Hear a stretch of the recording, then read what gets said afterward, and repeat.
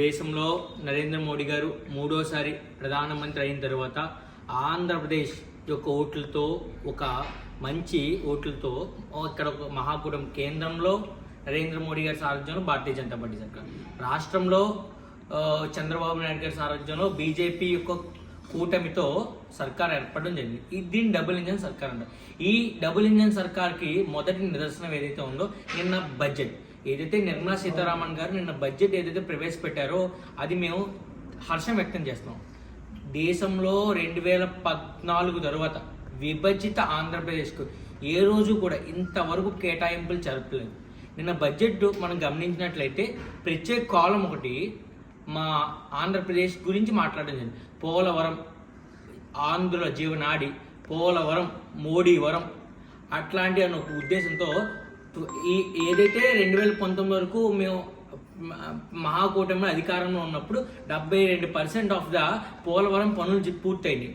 దాని తర్వాత నల్లేరు మీద నడకన్నట్లుగా పనులు తీవ్ర జాప్యం జరిగింది. డయాఫ్రామ్ వాల్ కూలిపోవడం జరిగింది. గత 5 సంవత్సరాల్లో గడిచిన ప్రభుత్వం పట్టించుకున్న దాఖలాలు లేవు. కానీ చిత్తశుద్ధితో నరేంద్ర మోడీ సర్కార్ నిన్న ఏదైతే పోలవరాన్ని 100% కేంద్ర ప్రభుత్వం నిధులు అభివృద్ధి చేసి ఈ దేశ పురోగతిలో ఏదైతే ఈ Andhra Pradesh భాండాగారం granary of south India అని చెప్పబోతున్నారు. ఈ దేశానికి అన్నపూర్ణ లాంటి ఆంధ్రప్రదేశ్లో రైతులకు న్యాయం చేయాలన్న ఉద్దేశంతో పోలవరాన్ని కంప్లీట్ చేస్తున్నాను. అట్లాగే ఏదైనా రాష్ట్రం అభివృద్ధి చెందాలని క్యాపిటల్ ఉన్నది. క్యాపిటల్ లేని అధోగతి పాలు ఏదో 3 టైమ్ క్యాపిటల్ కేప్ టౌన్ డర్బన్లా సౌత్ ఆఫ్రికాని ఆదర్శంగా తీసుకుని గత పాలకులు ఒక 3 క్యాపిటల్ వ్యవస్థను తీసుకుంది. కానీ ఆంధ్రప్రదేశ్కి అమరావతి అనేది క్యాపిటల్ అని చిత్తశుద్ధితో 2014 నుంచి భారతీయ జనతా పార్టీ చెప్తుంది.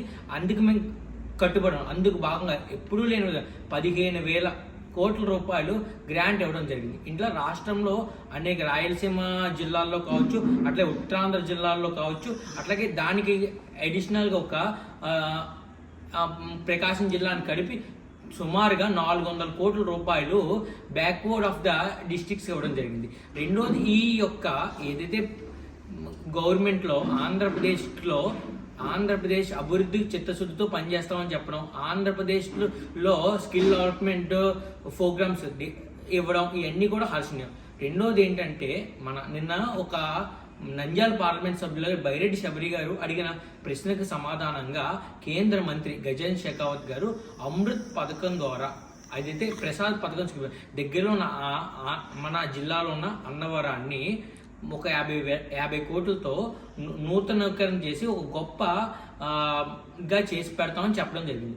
రెండోది ఏంటి, దేశంలో ఈ యొక్క బడ్జెట్ బడుగు బలహీన వర్గాల ఆశాజ్యోతిగా ఏదైతే నరేంద్ర మోడీ గారు మూడోసారి ప్రధానమంత్రి అయ్యాడో, ఏదైతే రైతులకు కావచ్చు, ఉపాధి కల్పించాలని ఉద్యోగస్తులకు కావచ్చు, లేకపోతే అన్ని కులాలు సర్వతోముఖ అభివృద్ధి కోసం పనిచేయడం ఈ యొక్క బడ్జెట్లో ఉన్నాయి.